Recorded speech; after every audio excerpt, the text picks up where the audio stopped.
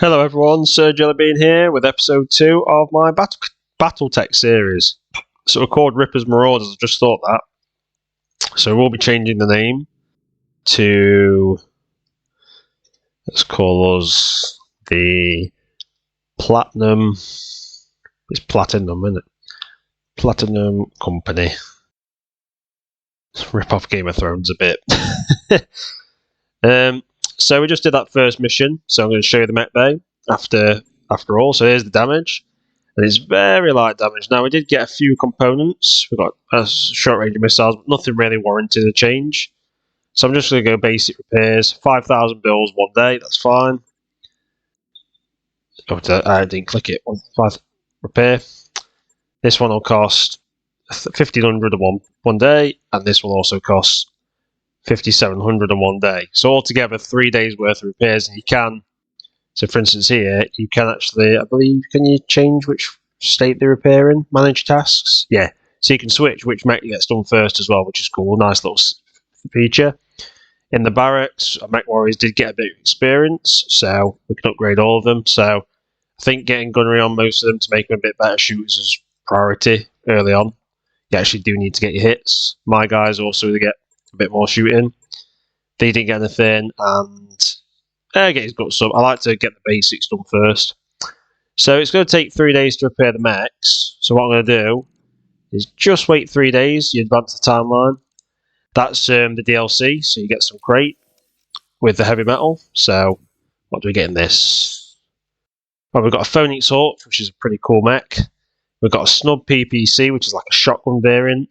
LBX-10, which is basically a shotgun variant of an autocannon and the ammo, so that's a nice little bonus. And that's him just telling you what mechs you get. It explains it. So, PHX-1 is one of the most elegant and agile mechs around, boasting good armor and decent weapons. Sadly, its heat build-up is also noteworthy. Savvy mech warriors take advantage of this mech's jump capability to land timely shots and then reposition to another vantage point. And that is one of the funniest things about the game, is getting different mechs. So we're just going to let all of our mechs get repaired. I do like to be a bit upgraded. And then it's quite good when you finish your repairs, it'll tell you, so you don't have to worry about quickly hitting the pause button. If I could speak, it'd help, wouldn't it?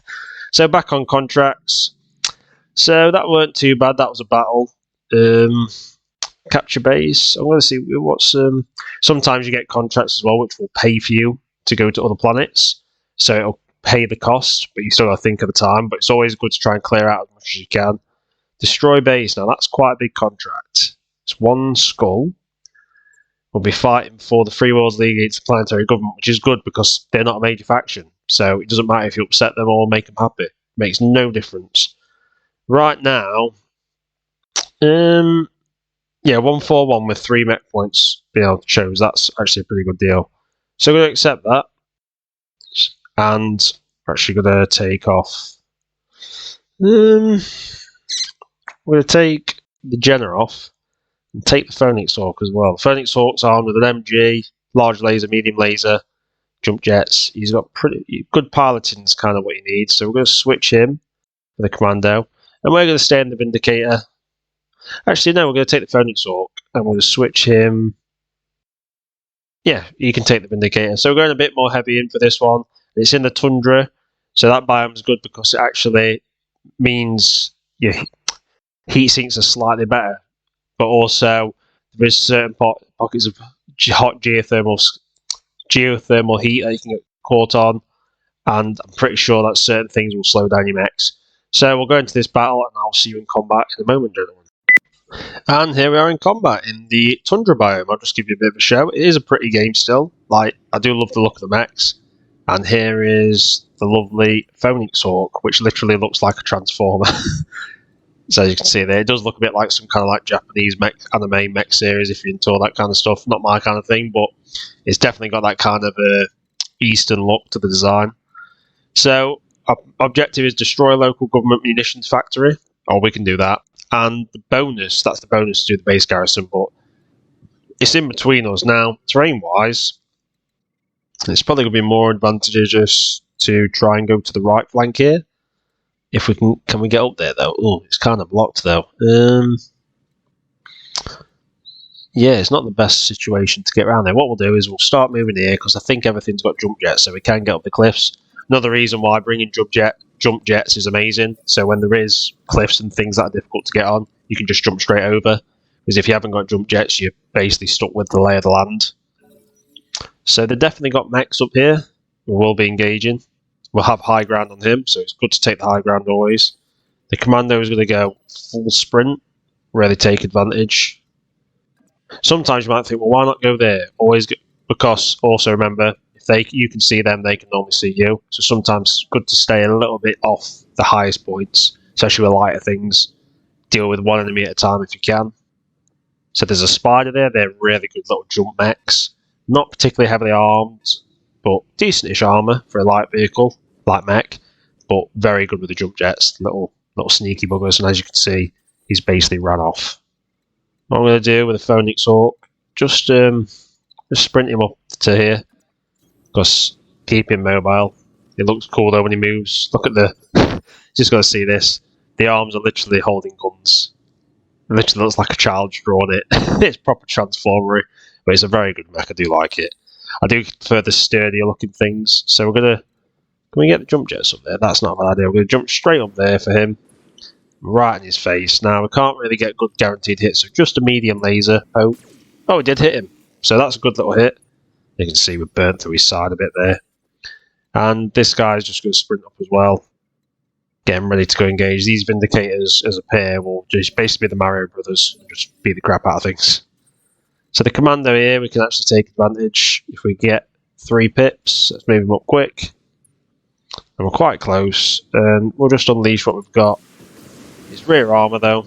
So if anything does hit, there's a good chance it'll do some damage. He lost a jump jet. And his evasion's been hit. Now he's in a bad spot here. If he just turned around to engage, he's jump jetted out of there. Smart. Oh no, that was something else actually. But he's going to move and see he's had to move there. If he wants to engage, but he's not very evading there. So he's opened himself up to get smashed by the Phoenix Hawk, which I can guarantee you I will do. Can we get some melee on him there? Not really, but we can quite easily get, if we go over there like that, we are risking our rear of our mech to there, to if there's turrets there, but we'll take the risk. And we're just going to light him up from the back. Oh, the large laser there, right into the back. Really bad for him. I think I'm going to go straight up for it. Yeah, go for him, because he's got low evasion there. PPC ain't got much chance to hit, but these have. Oh, that hit the legs. Right leg destroyed. He's going down. He's basically done now. He'll lose one of his initiative and he's injured. So next turn he's dead. So we'll just move down here to the hill a bit. And we've got good line of sight. We'll see what they've got. So they've got a flea. Oh my god, they're so light. And the spider. So the flea, we're going to use the precision strike, see if we can take the flea out in one shot. Because one hit will kill it. There we go. Left torso, left arm destroyed. Flamer crit, pilot injured. Block -1 evasion. Yeah, he's buggered basically, and he's lost an initiative as well. So that's really bad for him. This guy's going to finish off the spider, I think. Yeah, just finish him off. I want him dead because he could be a threat up there. Take out the torso if you can. There we go. That should finish him off. There you go. Pilot incapacitated. Its central torso is gone. That would be his core. And I think in the actual BattleTech series or whatever the board game is, like the actual universe it's set in, if your central torso is basically like a mini nuclear reactor. Oh, he lit us on fire there, built up some heat. But yeah, so when you take out a mech, can be very dangerous. So this guy's we've got to be a bit careful with position him. So what we'll do is we'll jump jet him over straight to the flame. We'll finish that flea off. Finish off the supporting garrison as soon as we can. We don't need that much firepower. Let's just go for the mediums, leave the larger laser out of it. That should finish him off. MGs are quite good close up. He lost the right arm, right leg. Baffles are down. Targeted baffles. He's knocked down. I think he's going to die. Oh, he's almost dead. He's not much of a threat left. Move up there. Let's see what we can concentrate on. We're just going to take that flea out.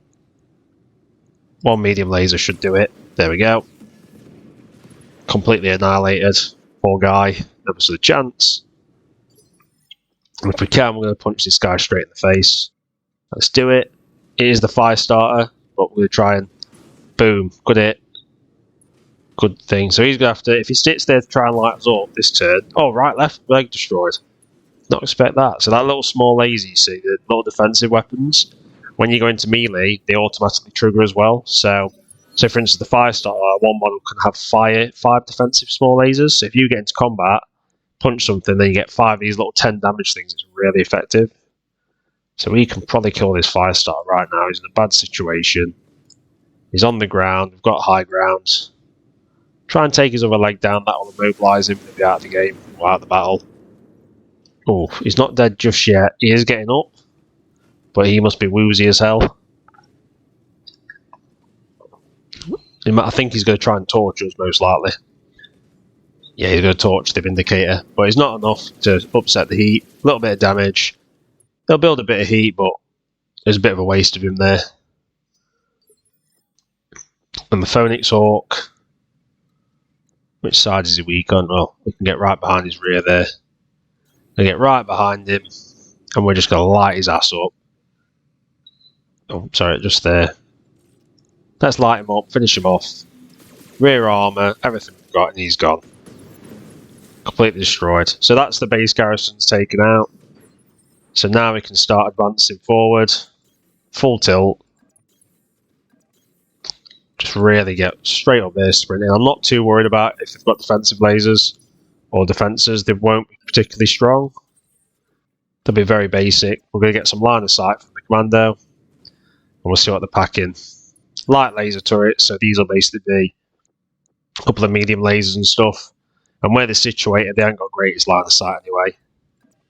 And because they're obviously base defences, they are immobile, so they're quite easy to hit. The large laser there. Pew! And unlike mechs, once you strip the armour off, it's all one piece, so you get straight to the hull. Does quite a lot of damage. So we're just going to go straight for the PPC and LRM. Take the defences down. Boom. Light laser destroyed. You actually don't have to destroy all of the base defences. You can literally just destroy all the buildings. But I think if you don't destroy the base defences, the dropship can't come straight on you. So it's always worthwhile doing it anyway. We'll just slowly advance forward. And we can start popping at the buildings. And there's quite good destructible terrain on this as well, as you see bits getting chewed off. It's pretty cool to watch. We can actually see that base defense there. So that's another light laser turret defense. Let's get some fire on it. Nice little bit of damage there. Oh, destroyed it. Well done, Commando. Good little mech, actually. I do like a Commando. Can you see that defences if he goes down there? He can indeed. We'll get the Phoenix Hawk to light him up. That should be enough to take, actually, I think. Yep, that should blow up. Great, and there's only one turret left. There's 3 buildings to take out. Not a bad little mission for the payout, actually. I expected more resistance. So we'll carry on destroying this one. Concentrate on it. Won't take long. And it's a cool looking game. Really like BattleTech, and I like the settings. Really cool. Like the noble houses, a bit like Dune. Reminds me a bit of Dune kind of thing, with the kind of like noble houses fighting and stuff like that. It's a very cool universe. Definitely, I never knew about it until I played BattleTech. It's actually the reason I bought a laptop to play. I got into PC gaming, so I was like, I want to play that game, and it's obviously not on consoles. So yeah, got me into the PC gaming. So also like it for that, because it opened up a lot more cool games and more interests and stuff. And yeah, hopefully they make a second one eventually, but I've not heard anything about it. It's a shame, because I think it sold really well. The only bad thing is the mods and stuff, you can't do it through like Steam Workshop. It all has to be done kind of old school. So it'd be nice to have a more modern game, all the improvements that come with it. So these buildings almost down. The mission's basically guaranteed now. There's not much to deal with. Just finishing off the destruction. But it is cool destruction models. They really got a lot of things nailed right. And you might have noticed in the first mission where we ran through buildings, they just run straight through smaller buildings, the mechs do. It's really cool. So we can see that there. That's a small, medium building again. Light it up. It won't last long. Because if you're inside the base getting smashed in by mechs, you'd be crapping your pants, wouldn't you? Phoenix up there looking cool. He's just going to finish this off. And that's it. Get to your LZ commander, I'm coming in hot. Commander, across the area has been cleared. Darius has given the green light to land in immediately. So, if you take the turrets out, you basically finish the mission. Whereas if you leave the turrets, if it's a harder mission and they've got really powerful turrets, you will have to back off to the LZ. So it depends on your loadout and what risk you're willing to take, but light defensive turrets are nothing. So the mission's complete. We destroyed the base garrison, we got 25% bonus. Hidden objective, destroy base turrets. Well, I forgot about that one. It was hidden, so you get an extra 10%. So we made a nice little bit of extra money, always good. Got a bit of a reputation with the Free World Leagues. Kept him happy, looking like a bit of an Arabic chap there, looking very happy. Got some mercenary review board points, always good for a better rep. And we didn't take any damage really at all, slight on him, but nothing that needs repairing. We've got some good kills, some good XP, and we've got a choice of stuff. So there's jump jets, there's MG ammo. So obviously we're going to take the 5-star, we're going to take all the mech pieces because that's kind of what I want to build to, and we'll get some random bits, and we end up getting 2 flamers, medium laser, MG, and 5 jump jets. So not a bad haul. And then we'll get back to the Argo. So that's basically episode 2 done. Basically, it's going to be a battle episode pretty much. The first bit of this campaign will be a bit slower, but after a few episodes, if we get that far, if people enjoy it, you'll see a lot of big, heavy mechs. And I will just show you the mech bay again, explain things as I go. So if we look in storage now, we have 1 part of a 5-starter. We have 3 parts of a Panther, 1 Spider, 1 Com, and 1 Flea. And if you get, I'm pretty sure this isn't a mod thing, this is normal. If I get 4 parts from different variants of Panthers, because there's quite a few different types, you can choose to make the Panther with the most parts. So if I got a Panther, I think there's like a 9L or something, you could say, all right, I'm going to put that part and make the 9R. So as long as you get 4 basically parts of the same kind of model, you can make one. And obviously you can go from anything from needing 3 parts up to 7 if you really want to play tough in the game. So if you're a new beginner, go 3 or 4. If you want to play tough, make it so you have to get 7 parts of a mech to build, but it's going to take you ages. And then you see all your components as well. And also, like say, you can go to the store. So you can see, as you see, that's a Marauder. That's a Assault Mech. Banshee, that's a big one. So yeah, if you've got the money, like for instance, if I had 3 parts of a Archer, I'd probably buy that. Obviously, I got the funds, but ready to do it. But you'd buy that, then you'd have an Archer, 70-ton massive missile mech. But it ain't gonna happen. But sometimes you might need a certain weapon as well, or a certain bit of ammunition, or a heat sink. And they sometimes have some specialist stuff like LBX-20, which is a massive shotgun autocannon. Can be really useful to use. But for instance, right now it wouldn't benefit me. And you can also start upgrading your mechs. So that's it. Thanks for watching, everyone. Like and subscribe if you enjoyed it, and I will see you on the next episode, hopefully.